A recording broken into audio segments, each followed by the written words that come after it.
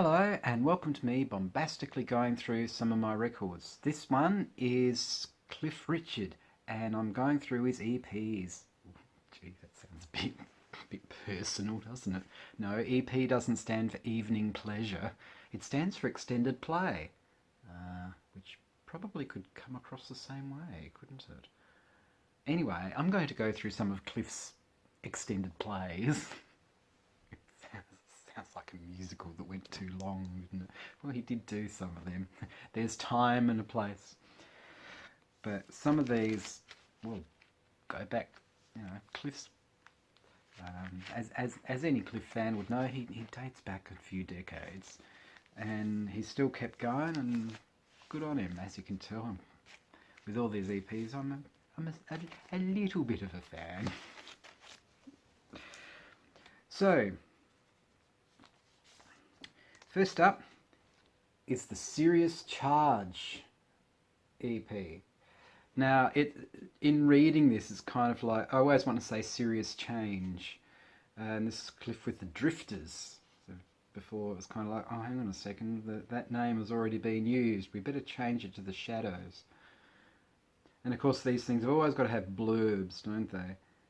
Cliff, like all singers who achieve nationwide acclaim, believes in expanding beyond the limitations of vocal ability.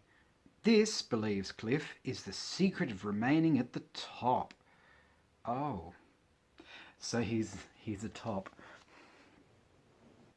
And he is always ready to accept any challenge which will enable him to exploit other aspects of show business. Oh.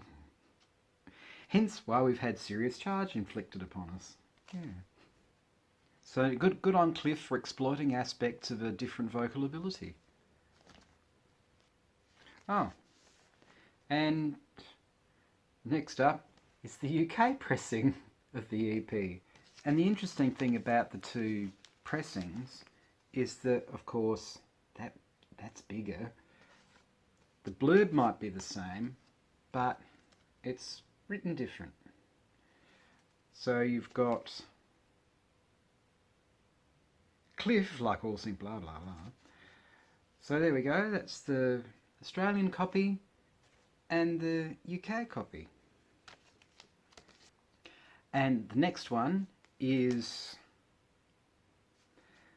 a French copy, and it doesn't seem to have a title, but I'll assume that it goes with the first song, which is It'll Be Me. And again, it's with the Shadows.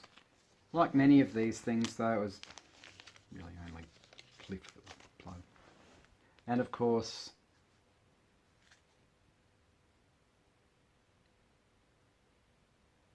yeah. Oh, hang on. Ooh, what's all that?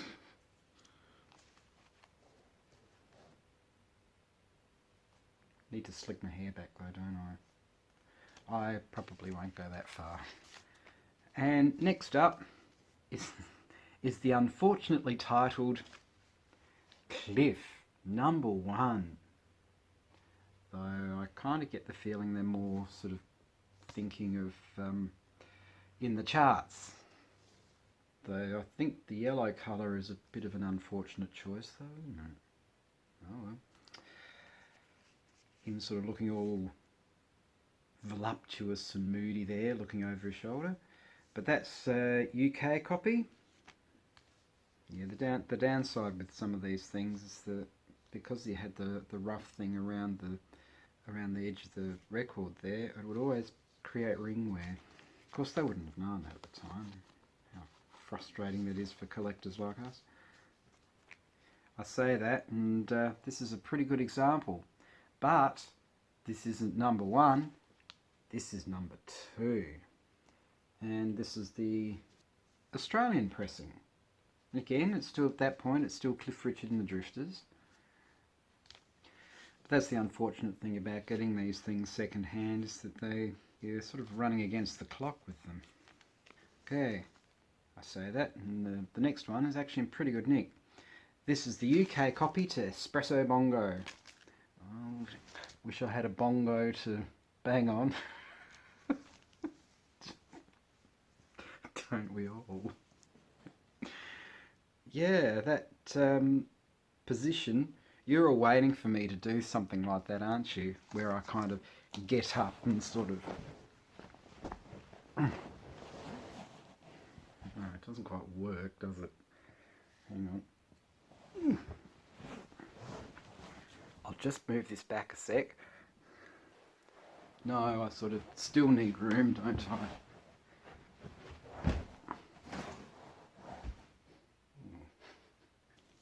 Well, that was fun. So Espresso Bongo, they're sort of Elvis-ing him up. By this stage, he was with the shadows, and don't quite know what else to say to them. I've gone from espresso bongoing to his silver discs, and this is also from the UK. The other thing is too is that the ones from the UK are in better nick as well for the most part.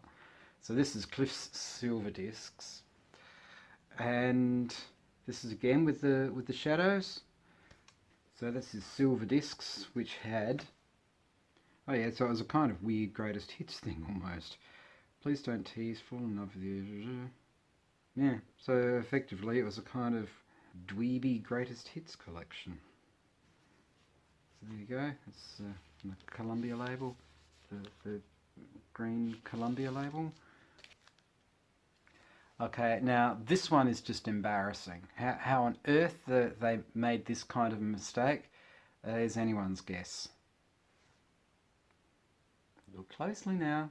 I'll let you look closer now. Yep, you read that right. Richards. What do you say to that? It's the same disc, silver discs, it's just a different photo they've used. A different everything. It really should have gone with the UK version. They at least wouldn't have made such a glaring error. But the thing is that it's the same blurb as on the other side. Cliff Richard. Who knows? Maybe the design department was out that particular day and they thought, oh gosh, we better get this done. Oh, well, just, you know. The attitude in the day probably could have been, I'll get the tea lady over there. You know, all she does is just make cups of tea and provide biscuits and entertainment. So she can draw something up or design something up. Never mind that she'd never heard of him before.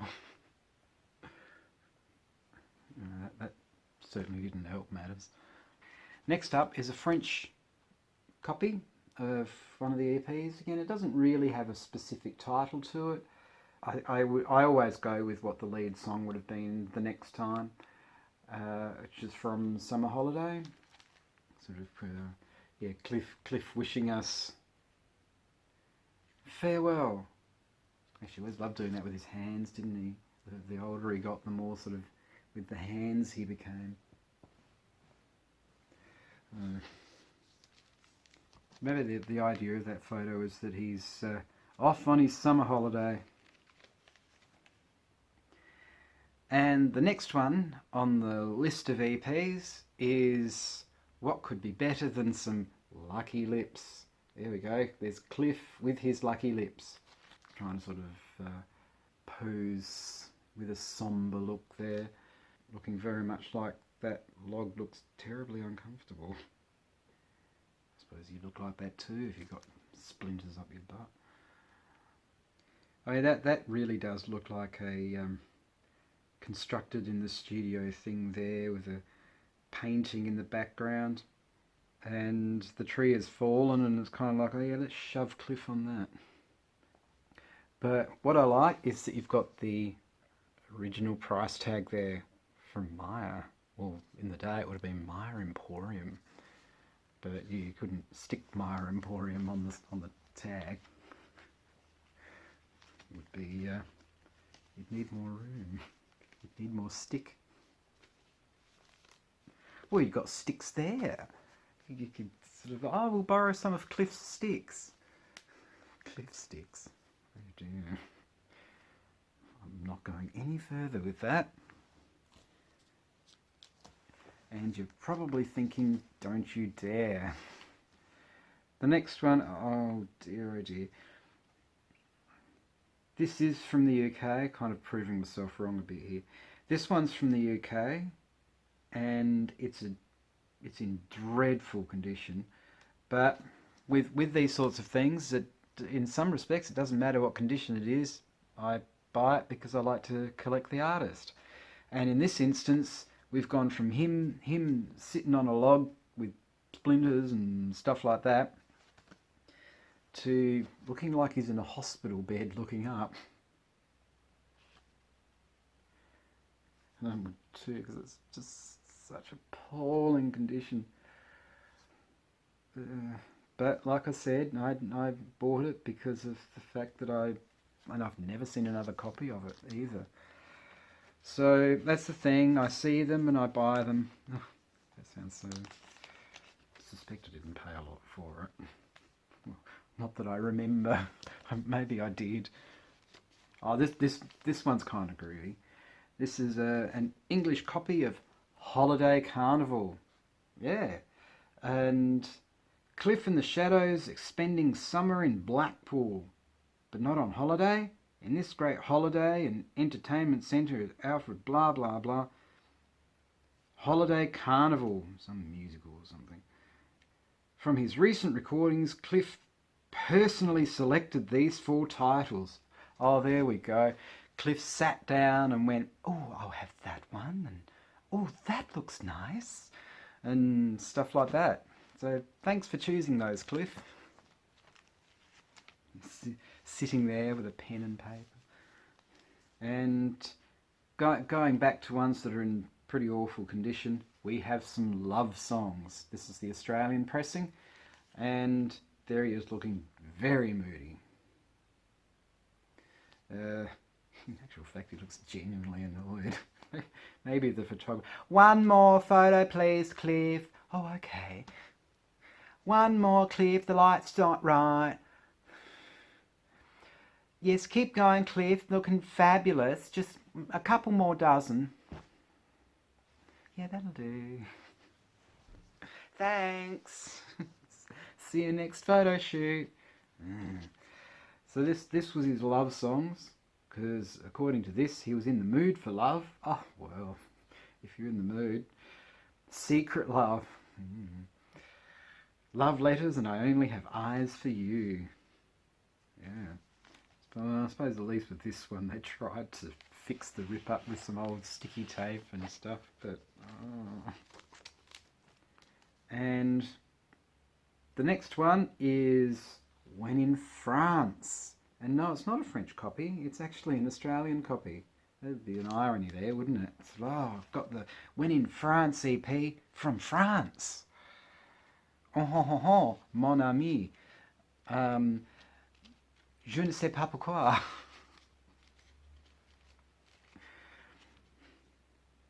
Oh, Le Mer Baum and Gentleman.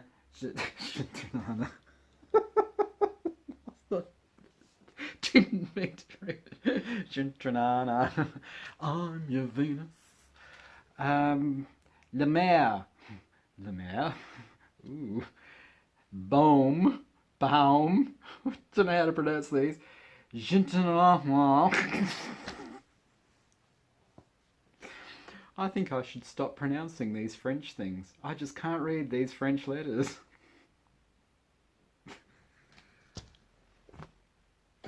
Oh, c'est si bon. Would this be the right time to go bon voyage? Probably would, wouldn't it? Well, this has gone on for a fair while. So on that Frenching note, ooh, salacious. On that Frenching note, I'm gonna go now. So there's more of them. There's a lot more EPs there. So hopefully you enjoyed this one, and if you did, please do all the likes and subscribes and the bells and the whistles and all that sort of thing, and blah blah blah blah blah blah blah blah blah blah blah blah blah blah blah. Where I'll go? Oh no, hang on a second. Summer holiday is still to come. Isn't that nice? We've got a summer holiday still to come, and lots of other things. I'll show you. And that's just some of them. They've released a lot of EPs. So there we go.